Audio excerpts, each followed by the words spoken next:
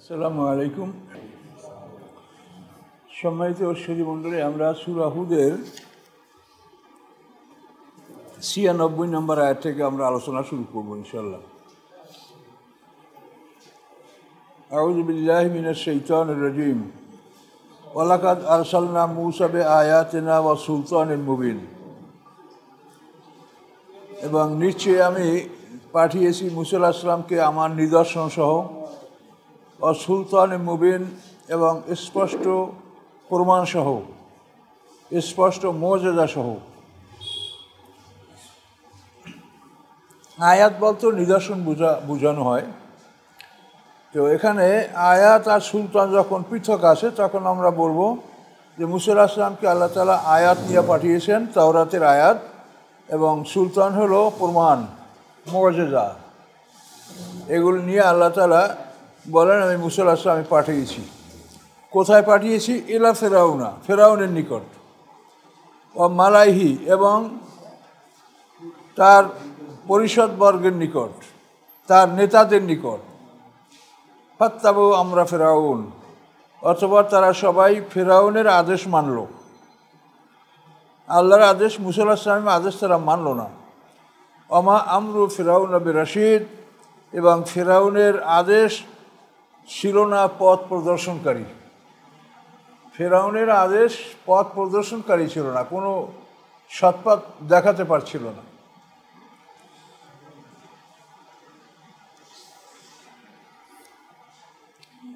ইয়াকদুমু কওমাহু ইয়াওমাল কিয়ামতি, কিয়ামতের দিন সে তার জাতির নেতৃত্ব দিবে, আগে আগে চলবে।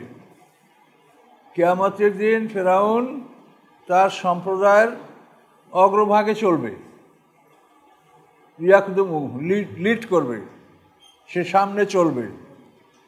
কওমাহু তার জাতির, ইয়াওমাল কিয়ামতে কিয়ামতের দিন।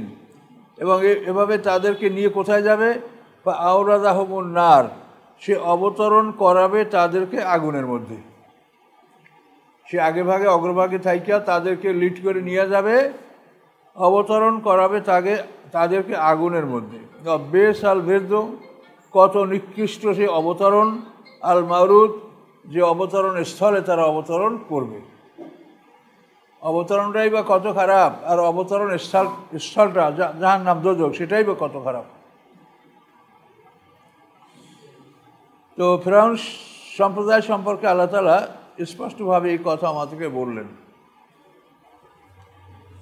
যে কিয়ামতের দিন ফেরাউন তার জাতির সামনে থাকবে এবং তাদেরকে দ্রুত গতিতে জাহান্নামের দিকে নিয়ে যাবে।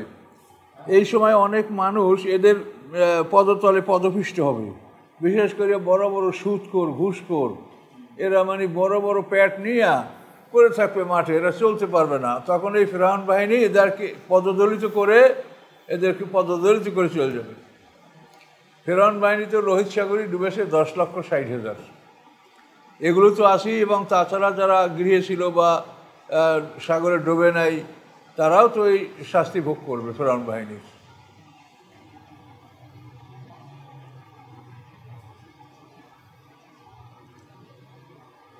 উতবিউফি হাজি লানা, এবং পিছনে লাগিয়ে দেওয়া হয়েছে এই জগতে অভিশাপ। এই জগতে তাদের পিছনে অভিশাপ লাগিয়ে দেওয়া হয়েছে, অর্থাৎ যারাই শোনে তারা তাদেরকে লানাত করে। যে জাতি বা যে মানুষ, যে সম্প্রদায় কুফরির পরে মারা গেছে তাদেরকে লানাত করা যেতে পারে, এবং যাদের সম্পর্কে আমাদের জানা নাই যে কীভাবে মারা গেছে, তাদের জন্য বদদোয়া করা ঠিক হবে না।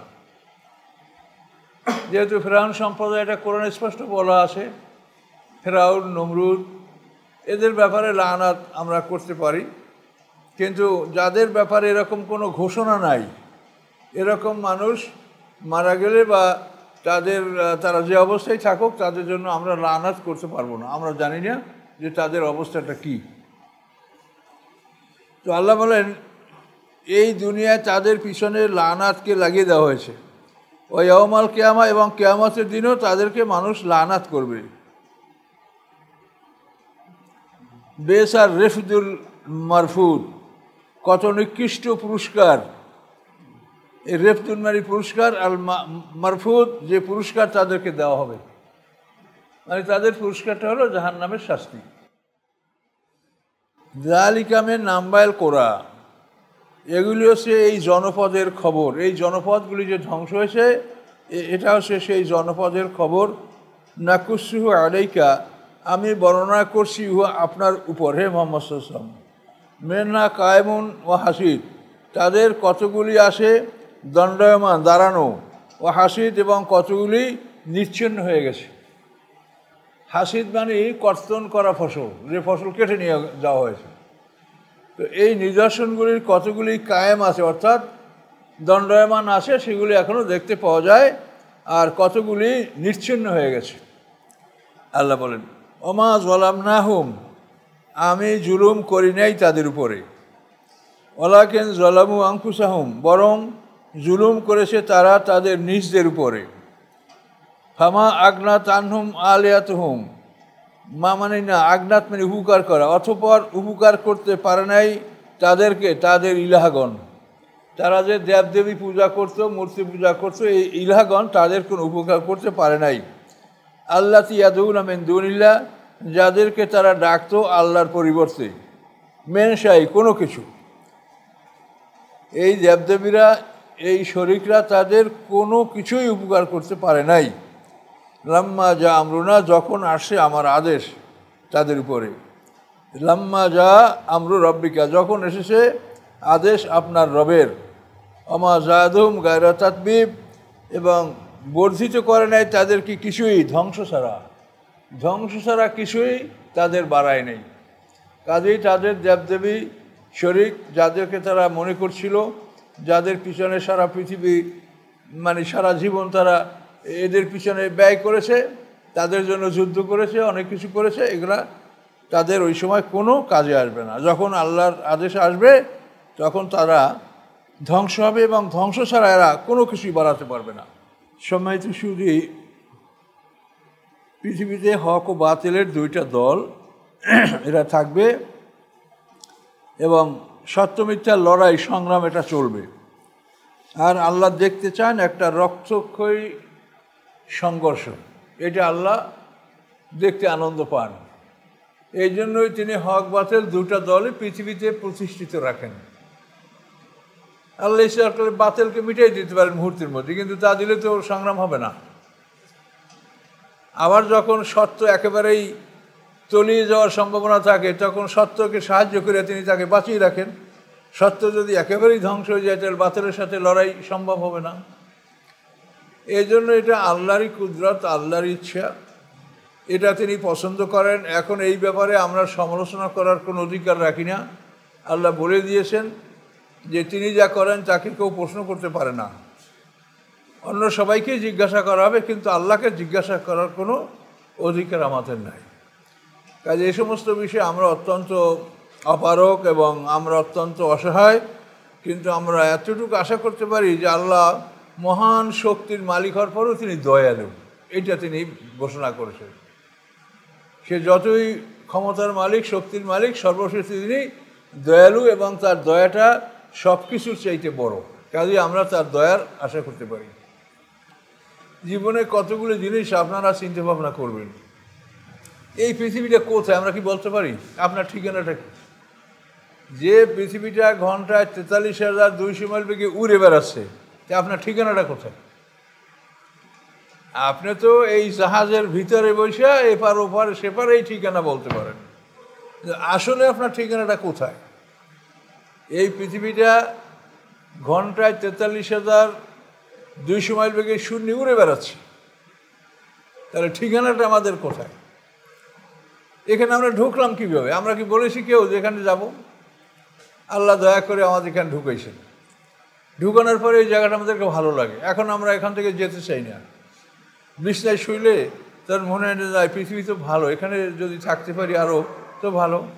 থাকার জন্য আমরা আপ্রাণ চেষ্টা করি, কিন্তু আমরা থাকতে পারবো না। এখান থেকে আমাদেরকে বের করা হবে। বের করার পরে আবার এরকম আর একটা জগতে আমাদেরকে নিয়ে যাওয়া হবে। এই জগৎটা যেরকম আমাদের অচেনা, অপরিচিত, এটার কোনোই ব্যাখ্যা আমরা দিতে পারি না। আমাদেরকে এখান থেকে বের করে নিয়ে আবার আরেকটা জগতে আমাদেরকে নিয়ে যাওয়া হবে। তো সেই জগৎটা, সেটার দুইটা অংশ, জান্নাত এবং জাহান্নাম সম্বলিত দুইটা অংশ। সেই জগতে আমাদেরকে নিয়ে যাওয়া হবে, আমরা সেখানে যেতে বাধ্য থাকব। এই সমস্ত বিষয়ে আমাদের কোনো ইখতিয়ার নেই, আমরা কিছুই করতে পারবো না। আপনি একটা গাড়ির মধ্যে আছেন, গাড়িটা চলছে, আপনি কি করবেন ভিতরে বসে? কিছু করার আছে? এই পৃথিবী নামক এই বিশাল জাহাজ চলে বেড়াচ্ছে, আমরা তার মধ্যে, আমরা কি করতে পারি? শূন্যের উপরে উড়ে বেড়াচ্ছে। তাহলে মানুষের সৃষ্টির বিষয়টা এটা অত্যন্ত আশ্চর্যজনক। এবং এটা চিন্তা করলে আমরা নিজেরা মানুষ, কিন্তু আমাদের ব্যাখ্যা বা পরিচয় আমরা জানি না। আমি কি, আপনি কি বলতে পারবেন? পারবেন না। তার কারণ আমি যতটুকু বলতে পারবো তা হলো আমাদের মধ্যে পানি, মাটি, আগুন, বাতাসের পদার্থ, আবার চারটে জিনিস অদৃশ্য, সেই চারটের ব্যাখ্যা আমরা দিতে পারি না। নফসে মুতমাইন্না, নফসে লাওয়ামা, নফসে আম্মারা, এই তিনটা তো মোটামুটি বলতে পারতেছি, ভালো এবং মন্দের জন্য এরা কাজ করে কমান্ডার। কিন্তু যেটা মেইন শক্তি, সেটার নাম রূহ, এটার কোনো ব্যাখ্যা আমরা দিতে পারি না। তাহলে আমরা নিজের পরিচয় তো নিজের দিতে পারছি না। যেটার জন্য আমি বেঁচে আছি, আপনি বেঁচে আছেন, সেইটাই তো কি সেটা আমি বলতে পারি না। আল্লাহ বলে দিয়েছেন কি, ওমা উতীতুম মিনাল ইলমি ইল্লা কালিলা ওয়াসআলুনাকা আনির রূহ কুলির রূহু মিন আমরি রাব্বি। আপনাকে যারা রূহ সম্পর্কে প্রশ্ন করে, আপনি বলেন যেটা শুধু আমার রবের আদেশ, আর কিছু না। ওমা উতীতুম মিনাল ইলমি ইল্লা কালিলা, তোমাদেরকে সামান্য জ্ঞান ছাড়া কিছু দেওয়া হয়নি। তাহলে আমি তো আমার পরিচয়টা আমি বুঝি না, আমরা আমাকে নিয়ন্ত্রণ করতে পারি না। আমরা নিয়ন্ত্রণ করতে পারি? আমরা যে দেখেন কিভাবে মাতৃগর্ভে স্তর বদলি করে করে আমরা মাতৃগর্ভে কিভাবে স্তর বদলি করেছি। সমৃদ্ধ বীর্য, জমাট রক্ত, এক টুকরা গোস্ত, তারপর হাড্ডির অবকাঠামো, এরপরে তার উপরে গোস্ত পড়াইয়া একটা মানুষ বানাইয়া আমরা নির্ধারিত একটা সময় পার করে আমরা আসলাম দুনিয়ায়। আসার পরে ছোটো থেকে বড়, বড় থেকে বড় হতে হতে আমরা এত বড় হয়েছি যে এখন দাড়ি চুল কিচ্ছু ছিল না, দাড়ি চুল হয়েছে তা ঠিক আছে, তারপর সেটা পাকতে শুরু করছে, তারপর আমরা বার্ধক্য উপনীত হচ্ছি। কোনো কিছু আমি ঠেকাতে পারছি না। আমার উপরে যে জিনিসটা অতিক্রম করছে, এটাকে আমি কোনোভাবে নিয়ন্ত্রণ করতে পারছি না। কি পারছি বলেন? কেউ পারবে? কোনোভাবে। বার্ধক্য আসবে তো আসবেই, কেউ ঠেকাতে পারবে না। ওইভাবে যৌবন যখন আসে, তখন যৌবন আপনার মধ্যে ঢুকছে জোর করে, আপনি ঠেকাতে পারেন না। আবার বার্ধক্য ঢুকবে, তাও আপনি ঠেকাতে পারেন না। এবং সময় আসলে কী যে বের হয়ে গেল আর আমি মরে গেলাম, তাও আমরা বুঝি না।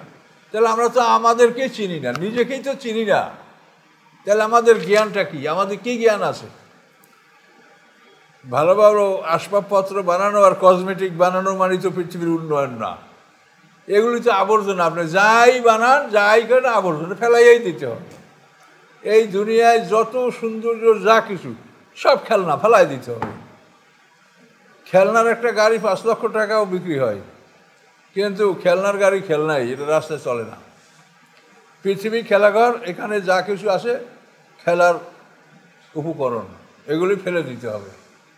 তাহলে এখন যদি আমরা নিজেকে চিন্তা করি, তাহলে দেখি যে আমরা অত্যন্ত অসহায়, আমি কিছুই বুঝি। আমি নিজ সম্পর্কে আমি নিজের ব্যাখ্যা দিতে পারছি না যে আমি কি, ঠিকানা কোথায় আমার, তা আমি বলতে পারি না।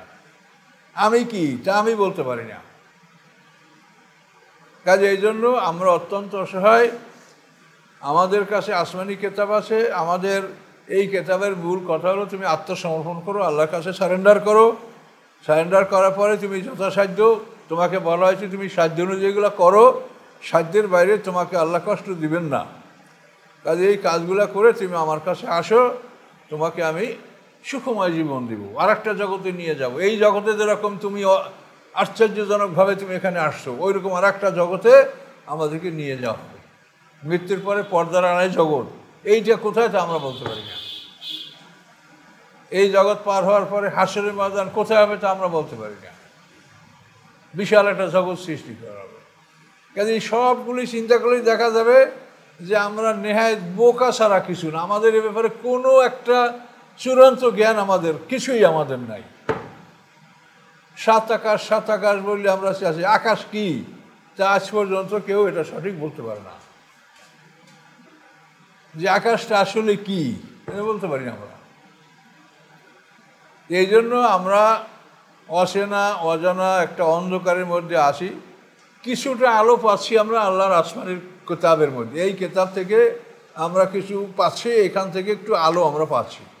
এছাড়া আমাদের সবই অন্ধকার, আমাদের সবই অন্ধকার। কাজে আল্লাহর কাছে আত্মসমর্পণ করা এবং আল্লাহর ব্যাপারে কিন্তু আপনাদের মনে আমার মনে শয়তানের অসুবিধা আসবে। আপনার কাছে এমন এমন যুক্তি, খারাপ তর্ক, এগুলো আপনার মনে জাগ্রত হবে, এগুলিকে আপনি স্থান দেবেন না মনে। তখন সাথে সাথে লাহলা পড়বেন, আউযুবিল্লাহ পড়বেন, আল্লাহকে স্মরণ করবেন, আল্লাহর কাছে আত্মসমর্পণ ব্যক্ত করবেন। কখনোই আপনি এগুলিকে স্থান দেবেন না। কাজে এগুলো চিন্তা গবেষণা করতে হবে যে আসলে আমাদের কি অবস্থা, কি আমি তো কিছুই বুঝতে পারি না। আল্লাহ বলেন ওয়াকাযালিকা আখযু রাব্বিকা, এভাবেই পাকড়াও ধরা আপনার রবের, ইযা আখাযাল কুরা, যখন তিনি কোনো জনপদকে ধরেন, ওহিয়া যালিমাতুন, এবং ওই জনপদটি অত্যাচারী, ইন্না আখযাহু আলিমুন শাদীদ, নিশ্চয়ই তার পাকড়াও অত্যন্ত বেদনাদায়ক এবং অত্যন্ত কঠিন। তিনি যখন ধরবেন কঠিনভাবে ধরবেন। ইন্না ফি যালিকাল আয়া, নিশ্চয়ই এর মধ্যে রয়েছে নিদর্শন, লিমান তার জন্য, খাফা আযাবাল আখিরাতে, যে ভয় করে পরকালের শাস্তি। যালিকা ইয়াউমুন, এবং এটা এমন একটা দিন, মাজমুউন লাহুন নাস, একত্রিত হবে ওই দিনের উদ্দেশ্যে সকল মানুষ। এটা এমন একটা দিন, মাজমুন একত্রিত হবে, লাহু ওই দিনের উদ্দেশ্যে, আর নাস সকল মানুষ। ওয়া যালিকা ইয়াউমুন মাশহুদ, এবং এইটা এমন একটা দিন যেই দিনে সবার উপরে সাক্ষী দেওয়া হবে। শাহেদ হলো সাক্ষী, আর মাসুদ হলো যাদের উপরে সাক্ষী দেওয়া হয়। অথবা সেদিনটা এমন একটা দিন যেদিন সবাইকে উপস্থিত করা হবে। ওই উপস্থিত করা হবে মানে মাসুদ মানে আসলেই যার উপরে সাক্ষী দেওয়া হবে, সাক্ষী প্রমাণ উপস্থাপনের দিন, ইয়াউম মাশহুদ।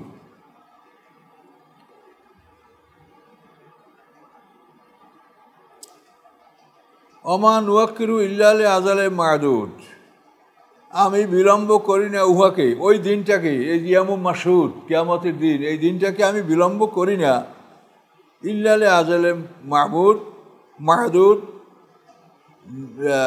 গোনা কয়েকটা দিন ব্যতীত। মানে গোনা কয়েকটা দিন পরেই এটা উপস্থিত হবে। আমি গোনা কয়েকটা দিনের জন্যই এটাকে আমি বিলম্ব করছি। গোনা কয়েকটা দিন সামনে আসে, এই সময়টা পার হলেই আমি এই দিনটাকে তোমাদের সামনে উপস্থিত করব। আজালে মা'দুদ মানে নির্ধারিত সময়, এই নির্ধারিত সময় পর্যন্ত আমি বিলম্ব করতেছি এই দিনটা প্রকাশ করতে। এই নির্ধারিত সময়টা পার হয়ে গেলে এই দিনটা আমি প্রকাশ করব। এই দিনটা আল্লাহ তাআলা কখন প্রকাশ করবেন না, আল্লাহ কাউকে বলেন না। ইয়াউমা ইয়াতি, যেদিন এই দিনটা আসবে, উপস্থিত হবে, সেই দিন অবস্থাটা কী হবে? লা তাকাল্লামু নাফসুন, কথা বলবে না কোনো মানুষ, ইল্লা বিইজনি, আল্লাহর অনুমতি ছাড়া। আল্লাহর অনুমতি ছাড়া কেউ কথা বলবে না। ফামিনহুম শাকিম ওয়া সাঈদ, যারা এই দিনে উপস্থিত হবে তারা দুই দল, শাকি এবং সাঈদ। দেখেন মানুষ কিন্তু দুই দল, কোরআনে সব সময় আল্লাহ এটা বলছে, মোমেন কাফের, শাকি সাঈদ, হ্যাঁ, হেজবুল্লাহ হেজবুল শয়তান, এই দল দুটোই, এর বাইরে কোনো দল নেই। আমরা আলেমুলামার পৃথিবীতে দলগুলি করছি, এগুলির জন্য আমরা আল্লাহর কাছে জবাব দিতে বাধ্য থাকব। তো সেদিন সবাই আল্লাহর কাছে হাজির হবে। ফামিনহুম, তাদের মধ্যে শাকি একদল, সাঈদ একদল। তো শাকির কথা আগে বলছে, অর্থাৎ দুর্ভাগ্যবান, আর সাঈদ হলো সৌভাগ্যবান। তাহলে দুর্ভাগ্যবানের সংখ্যাটা হবে বেশি। কোরআনে যখনই দুইটা জিনিস আলোচনা করা, উত্থাপন করা হয়, যেটা প্রথম উত্থাপন করা হয় ওইটার সংখ্যা বেশি। তাহলে এখানে বোঝা গেল যে শাকি দুর্ভাগ্যবান এরা বেশি, আর সাঈদ হলো সৌভাগ্যবান, এরা হলে এরা কম। বিভিন্ন নামে আল্লাহ বলছেন, মোমেন, কাফের, শাকি, শাহিদ, হেজবুল্লাহ, হেজবুল শয়তান,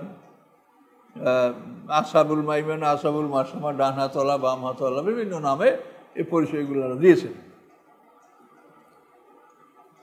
আল্লাহর অনুমতি ছাড়া কেউ কথা বলতে পারবে না। তাদের মধ্যে একদল দুর্ভাগ্যবান কাফের ও শাহিদ, আর একদল সৌভাগ্যবান। ফাম্মাল্লাযিনা শাকু, অতঃপর যারা দুর্ভাগ্যবান, ফাফিন নার, তারা থাকবে আগুনের মধ্যে। দুর্ভাগ্যবানরা থাকবে আগুনের মধ্যে। লাহুম ফিহা, তাদের জন্য ওই আগুনের মধ্যে জাফিরুম ওয়া শাহিক, মানে শ্বাস নিঃশ্বাসের আওয়াজ, কান্নার আওয়াজ এবং চিৎকার। জাফির হলো শ্বাস প্রশ্বাসের আওয়াজ, কান্নার আওয়াজ, আর শাহিক হলো চিৎকার। শাহিক হলো গাধার ডাক। শাহিক বলা হয় গাধার জন্য মালিকে যখন খাবার নিয়ে বের হয়, তো খাবার দেখে গাধা চিৎকার করতে শুরু করে, এই চিৎকারকে শাহিক বলা হয়।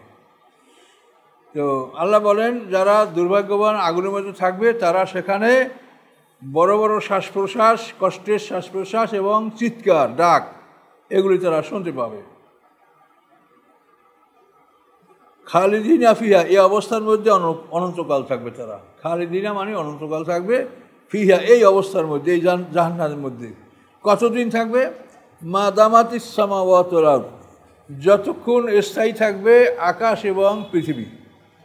তো এই আকাশ পৃথিবী তো শেষ, ওই জগতের জন্য যে আকাশ পৃথিবী হবে, সেই আকাশ পৃথিবী যতদিন দামাত মানে অবস্থান করবে, যতক্ষণ অবশিষ্ট থাকবে সামাওয়াতু ওয়াল আরদ, আকাশসমূহ এবং পৃথিবী, ইল্লা মা শা রাব্বুকা, উহা ব্যতীত যা আপনার রব ইচ্ছা করেন। ইন্না রাব্বাকা ফাআলুল লিমা ইউরিদ, নিশ্চয়ই আপনার রব করেন যা কিছু ইচ্ছা করেন। তো এখন আমরা একটা টার্ম নির্দেশ পাইলাম যে আকাশ পৃথিবী থাকা পর্যন্ত তাদের শাস্তি চলবে, এরপরে আপনার রব যা করবেন তাই হবে। ইল্লা মা শা রাব্বুকা, উহা ব্যতীত যে আপনার রব যা ইচ্ছা করেন। ইন্না রাব্বাকা ফাআলুল লিমা ইউরিদ, নিশ্চয়ই আপনার রব, তিনি ফাইল মানে নেওয়ার ফায়াল, যিনি অধিক কিছু করেন, যিনি যথেষ্ট করবেন, তিনি লিমা ইউরিদ, যা তিনি ইচ্ছা করেন, তিনি যে ইচ্ছা করেন তাই করবেন। তাহলে বোঝা গেল যে এভাবে একটা সমাপ্তি আসবে। কাফেরদের শাস্তি ওই আকাশ পৃথিবী যতদিন থাকবে ততদিন থাকবে, তারপরে একটা সমাপ্তি আসবে।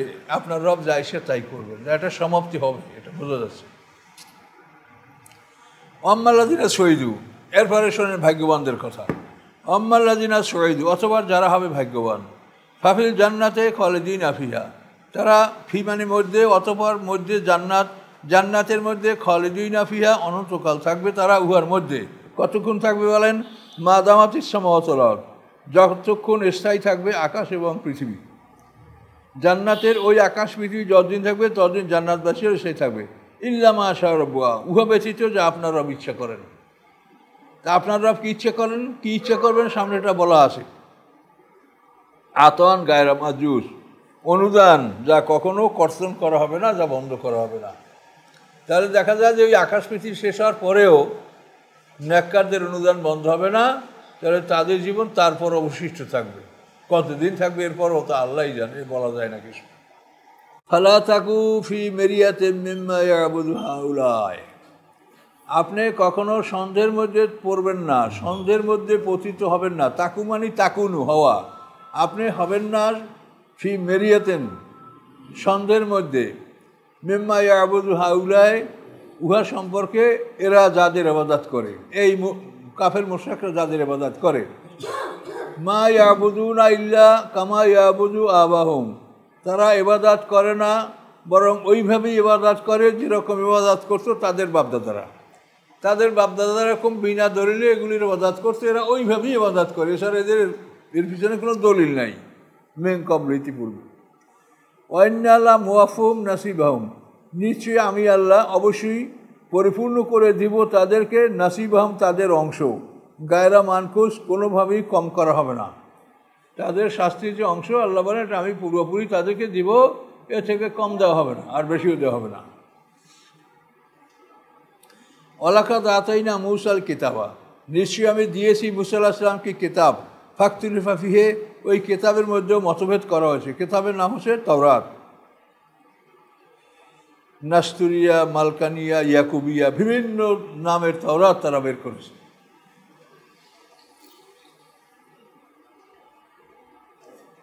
ওয়ালাউলা কালেমাতুন সাবাকাত মির রাব্বিকা, যদি না হতো বাণী, কালেমা মানে বাণী, যদি না হতো বাণী সাবাকাত মির রাব্বিকা, যে পূর্ব থেকেই আপনার রবের কাছে নির্ধারিত, পূর্ব থেকে রবের বাণী যদি নির্ধারিত না থাকতো লাকুজিয়া বাইনহুম, তাহলে এখনই তাদের মধ্যে ফয়সালা করে দেওয়া হতো। কিন্তু আগেই বাণী নির্ধারিত যে অমুক দিন কিয়ামত হবে, কিয়ামতের দিন বিচার হবে, বিচারের দিন ফয়সালা করা হবে। আল্লাহ বলেন এইটা যদি আগে থেকে নির্ধারিত না থাকতো তাহলে তারা যে অপরাধ করে এটার এখনই ফয়সালা করে দেওয়া হতো। কিন্তু এটা যে নির্ধারিত করা আছে, আল্লাহ প্রতিশ্রুতি নষ্ট করবেন না। ওয়াইন্নাম লাফি শাক্কে মিনহু মুরিব, এবং নিশ্চয়ই তারা সন্দেহের মধ্যে আছে এবং তারা সন্দেহ পোষণকারী। তারা এই যে আল্লাহ সময়টা নির্ধারিত করে রাখছেন বিচারের জন্য, এটা পুরো তারা সন্দেহ পোষণ করে। ওয়ান্না কুল্লাল্লাম্মা লাম ইউফিয়ান্নাম রব্বুকা আমালাহুম ইন্নাহু বিমা ইয়ামালুনা খাবির। আর নিশ্চয়ই সবাইকে, মোমেন কাফের সবাইকে, লা ইউফিয়ান্নাহুম রব্বুকা, অবশ্যই পরিপূর্ণরূপে দিবেন আপনার রব। আপনার রব মোমেন কাফের সবাইকে তাদের পাওনাটা পরিপূর্ণরূপে পরিশোধ করবেন। আমালাহুম, তাদের কর্মের, তাদের কর্মগুলি। ইন্নাহু বিমা ইয়ামালুনা খাবির, নিশ্চয়ই তিনি আল্লাহ তাআলা বিমা ইয়ামালুনা, যা বান্দারা করে, খবির, তিনি অবগত আছেন। কাজে উভয় দলকেই তিনি পুরোপুরি প্রতিদান তিনি দিবেন। ফাস্তাকিম কামা উমিরতা, সোজা থাকেন যেভাবে আপনাকে আদেশ দেওয়া হয়েছে। খুব কঠিন কথা। এই আয়াতের জন্য আল্লাহ রাসূল বলেন, এই আয়াত নাযিল হওয়ার পরে আমার দাড়ি চুল পাকতে শুরু করেছে। কি বলছে আল্লাহ? ফাস্তাকিম, আপনি সোজা থাকেন, কামা উমিরতা, যেভাবে আপনাকে আদেশ দেওয়া হয়েছে। অমান তাবা মাকা, এবং যারা আপনার অনুকরণ করে তারাও যেন এরকম সোজা থাকে, অর্থাৎ আমাদেরকে বলছে। ওয়ালা তাতগাও, তোমরা বিদ্রোহ করবে না। ইন্নাহু বিমা তা'মালুনা বাসীর, নিশ্চয়ই আল্লাহ তাআলা তোমাদের আমল সম্পর্কে দর্শক। মানে যদি আমরা টেরা ব্যাখ্যা হই সেটা বিদ্রোহ হবে। যেভাবে বলে সেভাবে সোজা, জালেমদের দিকে একটুকু ঝোঁকা যাবে না, জালেমদের প্রতি একটুকু ঝোঁকা যাবে না। ওয়ালা তারকানু ইলাল্লাযিনা যালামু, যারা জালেম তাদের দিকে তোমরা বিন্দু মাত্র ঝুঁকবে না। যদি ঝোঁকো ফাতামাসসাকুমুন নার, তোমাদেরকে আগুন স্পর্শ করবে। সোজা থাকো, সোজা। ঈমান এটা খুব নরম জিনিস, নরম জিনিস সোজা রাখা বড় কঠিন কাজ। এজন্য সোজা রাখার সবচাইতে প্রধান উপায় হলো অন্তরে ভয়। যদি অন্তরে সবসময় ভয় থাকে তা আপনি সোজা থাকতে পারবেন, আর যদি ভয় না থাকে তা সোজা থাকতে পারবেন না।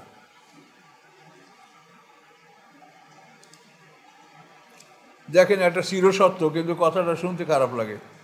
কুকুরের লেজে বাঁকা, এটা কোনো তেল ঘি দিয়া মাজলে কখনো এটা সোজা হয় না। কিন্তু একটা জিনিসে কুকুরের লেজ সোজা হয়, সেটা কি?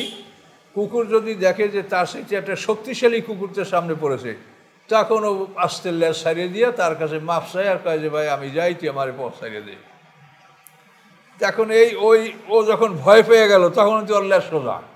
আর এই ভয় যতক্ষণে না পায় ততক্ষণে ওর লেজ কোনোভাবে সোজা হয় না। কিন্তু এই ভয়তে কিন্তু বাঁকা মন সোজা হয়। এই জন্য ভয় জিনিসটা অন্তরে সবসময় স্থান দিতে হবে।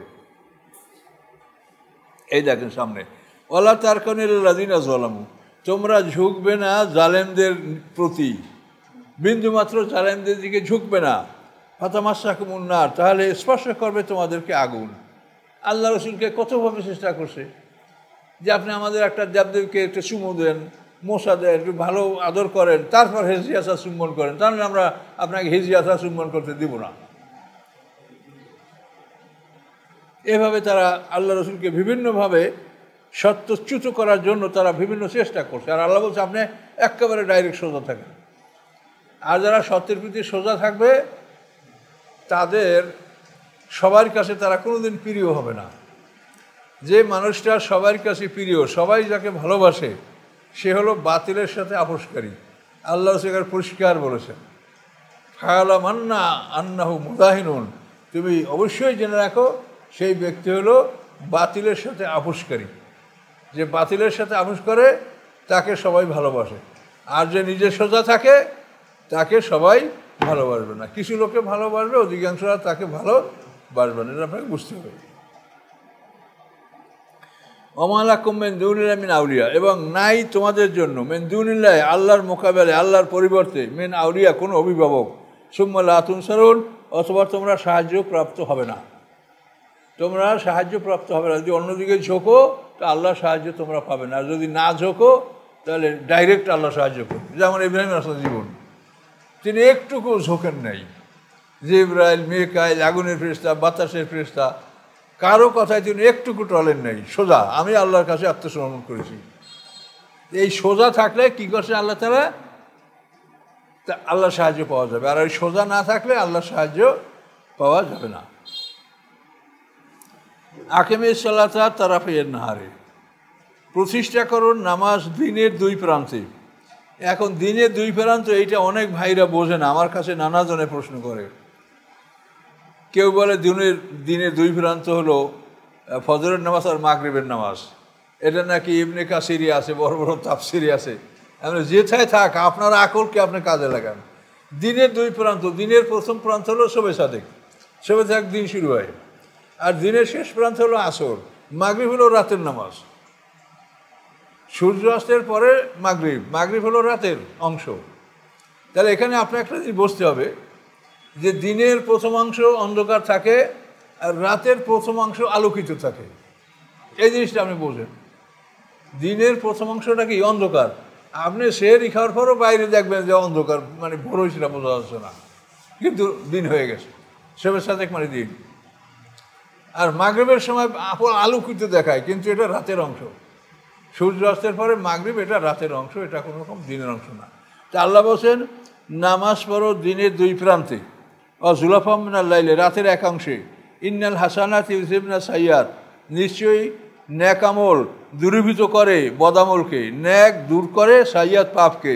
জালিকা যিকরা লিল যাকিরিন, এবং এগুলি উপদেশ গ্রহণকারীদের জন্য, উপদেশ দানকারীদের জন্য। তো এখানে জাকিরিন মানে উপদেশ গ্রহণকারী, উপদেশ গ্রহণ করছেন, এটা উপদেশ। এখন এইটা একটু বোঝেন, তরাফাইয়ের নাহার। তাহলে আমরা শবে সাদেক থেকে দিনের প্রথম তরফ শুরু হলো। এই প্রথম তরফ শুরু হওয়ার আমরা ধরেন ঘণ্টাখানেক পার হয়ে যাওয়ার পরে আমরা ফজরের নামাজটা পড়ি। তাহলে দিন শুরু হওয়ার 1 ঘন্টা পর দিনের প্রথম অংশের নামাজটা আমরা পড়ি। তাহলে দিনের শেষের অংশটা মানে দিনের 1 ঘন্টা অবশিষ্ট থাকতে আমরা পড়ব। কি বুঝতে পারছেন না? এখানে আমরা কি করলাম, দিনের 1 ঘন্টা পার হয়ে যাওয়ার পরে শবে সাদেক হওয়ার 1 ঘন্টা 25 মিনিট পরে কিন্তু সূর্য ওঠে শবে সাদেকের। তাহলে আমরা 1 ঘন্টা পর আমরা মানে দিন শুরুর 1 ঘন্টা পর দিনের প্রথম নামাজ পড়লাম, এবং দিনের শেষের নামাজ পড়ব দিন শেষ হওয়ার 1 ঘন্টা আগে। তাহলে এই তরফের নেওয়ার কথাটা ঠিক থাকবে।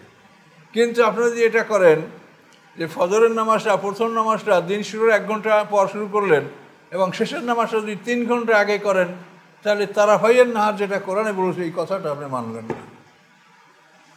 এই জন্য অনেক ভাইরা দেখা যায় যে তারা 3টা সহ 3টায় আসরের নামাজ পড়ে, কিন্তু এটা কী ভিত্তিতে পড়ে হয়তো হাদিস আছে, এরকম বর্ণনা থাকতেই পারে, কিন্তু কোরআনের কথাটা আপনি আগে বুঝেন।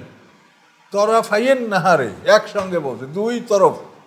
তো ওই তরফে আপনি 1 ঘন্টা দিন শুরু হওয়ার 1 ঘন্টা পর, আর এই তরফে দিন শেষ হওয়ার 1 ঘন্টা আগে। তাই তরাফাইয়ের নাহারে কথাটা কোরআনে বলা আছে, এটা আপনার ঠিক থাকবে। কাজে এই জন্য হাদিস পাইলেই এটা আমরা কোরআনের খেলাফ হলে এটা আমরা গ্রহণ করব না। হাদিসের কথা ওই সময় আমরা গ্রহণ করব যখন সেই হাদিসটা কোরআনের বিপক্ষে না যায়, কোরআনের সপক্ষে থাকে, তখন সেই হাদিস গ্রহণ।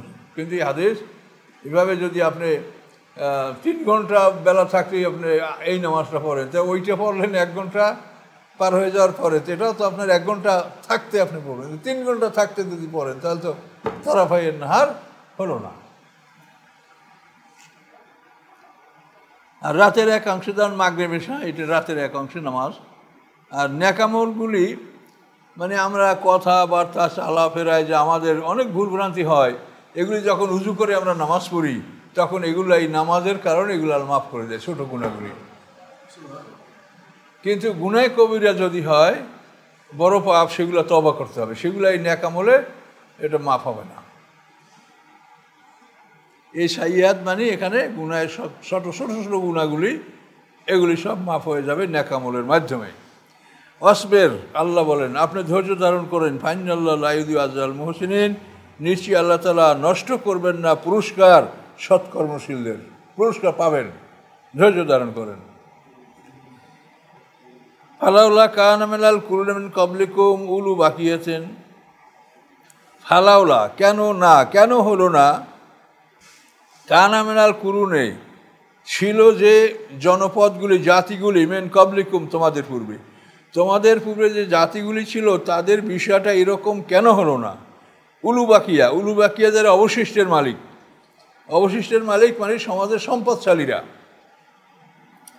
হ্যাঁ, কেন হলো না, তারা কি করলো না সম্পদশালীরা, ইয়ানহাউনা আনিল ফাসাদে, তারা নিষেধ করলো না বিপর্যয় সৃষ্টি করা হতে। পৃথিবীতে অশান্তি বিশ্ববার সৃষ্টি হবে, এটা যদি বড়রা সম্পদশালীরা বাধা দেয় তাহলে এটা কিন্তু বাধা দিয়ে তারা ফিরাতে পারে। আর সম্পদশালী যদি অন্যায়ের পক্ষে থাকে তাহলে অন্যায়টা সমাজে বিস্তার লাভ করে। ফাসাদে ফিলার, হ্যাঁ ইল্লা কালিলাম মিম্মান নাজাইনা, আল্লাহ বলেন ব্যতীত সামান্য সংখ্যক যাদেরকে আমি মুক্তি দিয়েছি। মানে এই সম্পদশালীদের সামান্য সংখ্যক তারা অন্যায়ের বিরুদ্ধে কথা বলেছে, কিন্তু অধিকাংশরাই বলে নাই। যারা বলেছে আল্লাহ বলেন আনজাইনা মেনুম, আমি তাদেরকে মুক্তি দিয়েছি। অত্তাবা আল্লাযিনা যালামু ওয়াতরিফু, এবং অনুকরণ করেছে জালেমরা, অত্তাবা অনুকরণ করেছে আল্লাযিনা যালামু জালেমরা, মা উতরিফু ফিহে, যা তারা অর্জন করেছে, উপার্জন করেছে দুনিয়ার ধন সম্পদ, এর মধ্যেই তারা এগুলি তারা অনুকরণ করেছে। ওয়াকান মুজরিমিন, এবং তারা ছিল অপরাধী। তো এইটি আল্লাহ এমনি একটু জটিল। আবার দেখেন কেন হলো না জনপদগুলির মধ্যে হতে তোমাদের পূর্বে যারা ছিল সম্পদশালী তারা এরকম কেন করলো না, ইয়ানহাউনা আনিল ফাসাদে, যে তারা নিষেধ করবে অশান্তি সৃষ্টি করা থেকে ফিল আরদে, পৃথিবীর মধ্যে। হ্যাঁ ইল্লা কালিলাম মিম্মান নাজাইনা, ব্যতীত অল্প সংখ্যক যাদেরকে আমি মুক্তি দিয়েছিলাম, অল্প সংখ্যক লোক এই দায়িত্বটা পালন করেছে, মিনহুম তাদের মধ্যে। অত্তাবাল্লাযিনা যালামু মাউতরিফু, এবং অনুকরণ করেছে জালেমরা মাউতরিফুকে, তাদের উতরিফু মানে যে সুখ শান্তির আসবাবগুলি যা জোগাড় করছে তারা, এর মধ্যেই জালেমরা এগুলোর অনুকরণ করেছে। ওয়াকানু মুজরিমিন, এবং তারা ছিল অপরাধী। আমা কানা রাব্বুকা লিয়াহলিকাল কুরা বিযুলমিন ওয়া আহলুহা মুসলিমুন, আমা কানা হন না আপনার রব, লিহুলেখা যে তিনি ধ্বংস করবেন, কোরা জনপদকে, বিজুলমেন অত্যাচারের কারণে, জুলুমের সাহায্যে, ওয়াহলুহা মুসলিহুন, এবং তাদের অধিবেশীরা সৎকর্মশীল, তাদের অধিবেশীরা সৎকর্মশীল এমন অবস্থা একটা জনপদকে আল্লাহ তাআলা ধ্বংস করবেন না। ওয়ালাউ শাআ রাব্বুকা লাজাআলান নাস উম্মাতান ওয়াহিদা, যদি ইচ্ছা করতেন আপনার রব অবশ্যই তিনি করতে পারতেন সমস্ত মানুষকে এক দলভুক্ত, উম্মাতান ওয়াহিদা, একদল, সমস্ত মানুষকে আল্লাহ এক দলভুক্ত করতে পারতেন, কিন্তু আল্লাহ তা করবেন না, এটা তার ইচ্ছা। ভালো মন্দ হক বাতিল এর সংগ্রাম তিনি দেখতে চান। ওয়ালা ইয়াজালুনা মুখতালিফিনা, এবং তারা সর্বদাই মতভেদ করতে থাকবে, সর্বদাই মানুষেরা দলে দলে মতভেদ করতে থাকবে। হ্যাঁ, মতভেদ করবে না কারা, ইল্লা মান রাহিমা রাব্বুক, ব্যতীত তারা যাদেরকে আপনার রব দয়া করবে, আপনার রব যাদের প্রতি দয়া করবে তারা মতভেদ করবে না। অলে জালিকা খালাকাহুম, এবং এই জন্যই তাদেরকে সৃষ্টি করা হয়েছে, যে তারা মতভেদ করবে, হক ও বাতিল নিয়ে তর্ক বিতর্ক করবে, কেউ সত্যকে সমর্থন করবে, কেউ মিথ্যাকে সমর্থন করবে, এইগুলির জন্যই তাদেরকে সৃষ্টি করা হয়েছে, করবে তারা। ওয়া তাম্মাত কালিমাতু রাব্বিকা, এবং পরিপূর্ণ হয়েছে, পূর্ণতা লাভ করছে আপনার রবের বাণী। কি পূর্ণতা লাভ করছে, লামলান্না জাহান্নামা, যে নিশ্চয়ই আমি ভরব, পরিপূর্ণ করব জাহান্নামকে, মিনাল জিন্নাতি ওয়ান নাসি আজমাইন, জিন এবং মানুষ দ্বারা সবাই, জিন মানুষ সবাইকে দিয়ে আমি জান্নাত এবং জাহান্নাম দুটাকে আমি পূর্ণ করব। লামলান্না জাহান্নামা মিনাল জিন্নাতি ওয়ান নাসি আজমাইন, আমি জাহান্নামকে পরিপূর্ণ করব জিন এবং দ্বারা সবাই, মানে তাদের সবাইকে দিয়া। তাহলে আল্লাহর বাণী তাম্মাত, চূড়ান্ত হয়েছে, সমাপ্ত হয়েছে, কালেমাতু রাব্বিকা, আপনার রবের বাণী কি, লামলান্না জাহান্নাম, অবশ্যই আমি পরিপূর্ণ করব জাহান্নামকে, মিনাল জিন্নাতি ওয়ান নাসি আজমাইন, জিন এবং মানুষ সবাই, জিন মানুষ সবাইকে দিয়ে আমি জাহান্নামটা পূর্ণ করব। এটা এই বাণীটা চূড়ান্ত হয়েছে। এই জন্য এই মতভেদ পৃথিবীতে চলবে। কাজে এই জন্য আমাদের কাজ হলো যে আল্লাহ যেভাবে আলোর পথ দেখিয়েছে সেই পথ দেখে যেন আমরা ওই পথটা অবলম্বন করি।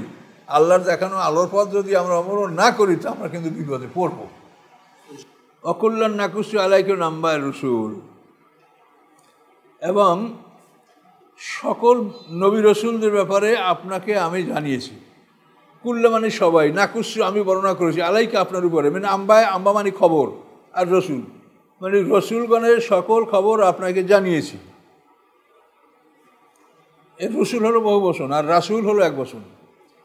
মানুষ সব পৃথিবী ফুয়া দেখা, যার দ্বারা আমি প্রতিষ্ঠিত করব আপনার মনকে, আপনার হৃদয়কে মজবুত করার জন্য আমি রাসুলদের ইতিহাস আপনাকে বলেছি।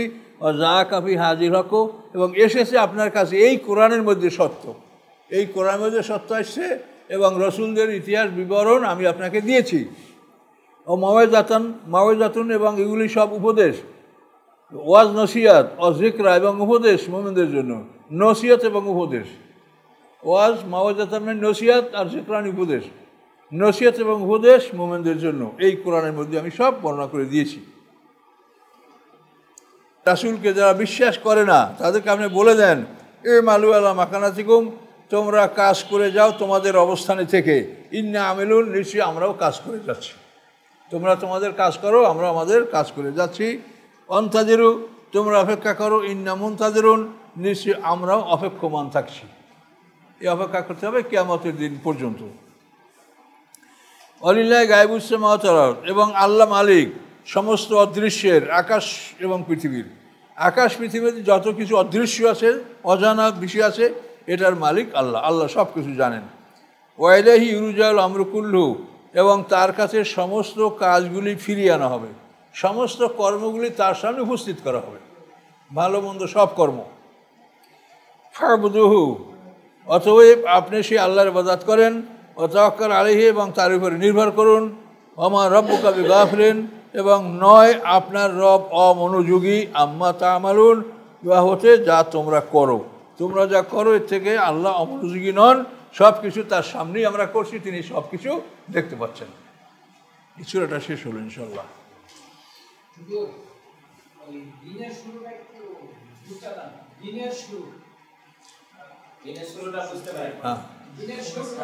দিনের শুরু হলো শবে সাদেক।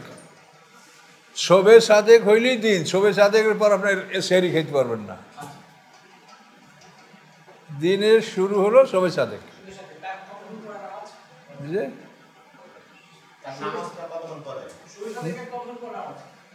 সূর্যাস্তের পূর্বক্ষণ পর্যন্ত আসরের নামাজের রক্ত। তো সাধারণত আমরা 1 ঘন্টা, শবে সাদেক 1 ঘন্টা পরই আমরা পড়ি, কিন্তু সূর্যোদয় 1 ঘন্টা 25 মিনিট পর। শবে সাদেকের 1 ঘন্টা 25 মিনিট পর সূর্যোদয়। আস্তাগফিরুল্লাহ লা ইলাহা ইল্লা হুয়া আল-হাইয়ুল কাইয়্যুম ওয়া আতুবু ইলাইহি ওয়া লা কুওয়াতা ইল্লা বিল্লাহ। আল্লাহুম্মা সাল্লি আলা মুহাম্মাদ ওয়া আলা আলি মুহাম্মাদ কামা সাল্লাইতা আলা ইব্রাহিম ওয়া আলা আলি ইব্রাহিম।